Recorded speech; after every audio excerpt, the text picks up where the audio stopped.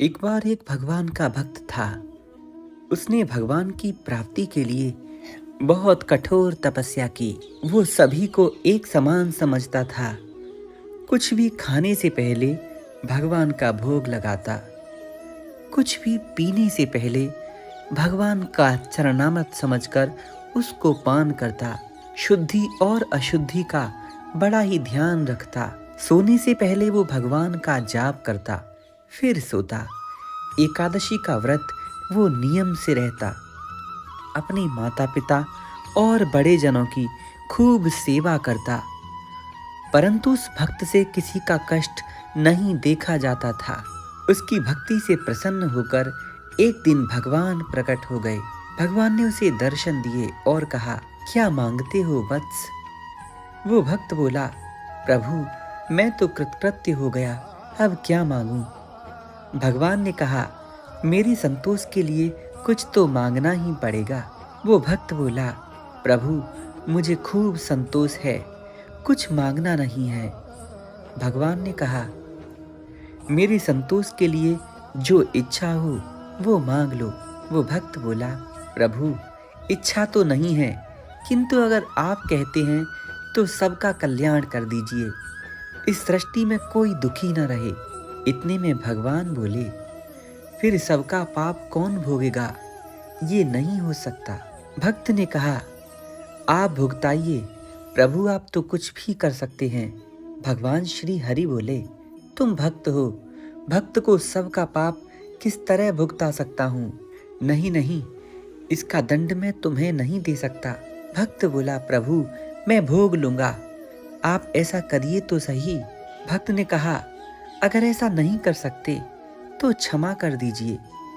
भगवान बोले, ये तो असंभव है, ऐसे किसी को क्षमा नहीं किया जा सकता, लेकिन जिन्हें तुम चाहते हो मैं उनको क्षमा कर सकता हूँ। भक्त बोला, आप तो ईश्वर हैं, असंभव को भी संभव कर सकते हैं, फिर ऐसा क्यों नहीं कर सकते?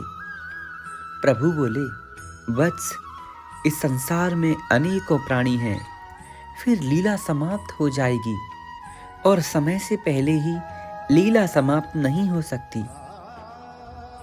ये बात मैं नहीं कर सकता। वो भक्त बोला, तो फिर आपको ये कहा नहीं चाहिए कि जो इच्छा होगी मांग लो। ये बात तो जो सर्वशक्तिमान हो वही कह सकते हैं। आपको तो कहना चाहिए था कि धन संपत्ति ये सब मांग लो। भगवान बोले, अच्छा तुम जीते मैं हारा, और हंसने लगे। प्रभु का वो भक्त बोला, प्रभु हमारी विजय तो सबके कल्याण में होती है, ऐसी विजय मैं नहीं चाहता जिसमें मेरी ही विजय हो। भगवान बोले, ठीक है, सबका कल्याण होना तो संभव नहीं, किंतु जिस प्रकार मेरे दर्शन, भाषण, स्पर्श तथा नाम के उच्चारण से लोगों का कल्याण हो सकता है, इसी प्रकार तुम्हारे दर्शन, तुम्हारे स्पर्श एवं नाम उच्चारण से लोगों का कल्याण हो जाएगा।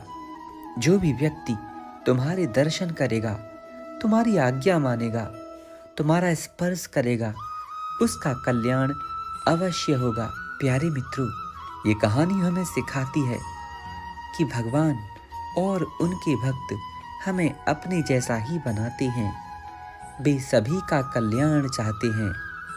पूरी दुनिया अपने को स्वामी बनाना चाहती है और सामने वाले को नौकर, जबकि भगवान ऐसे नहीं हैं।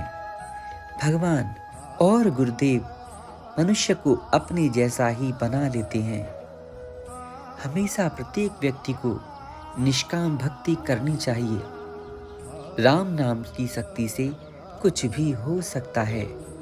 सोने से पहले भगवद गीता का एक पाठ और भगवान के नाम का जाप अथवा विष्णु सहस्त्र नाम का पाठ अवश्य करना चाहिए। ऐसा करने से मनुष्य की वृत्तियां शुद्ध होने लगती हैं और उसे एक न एक दिन अवश्य भगवान के दर्शन होते हैं।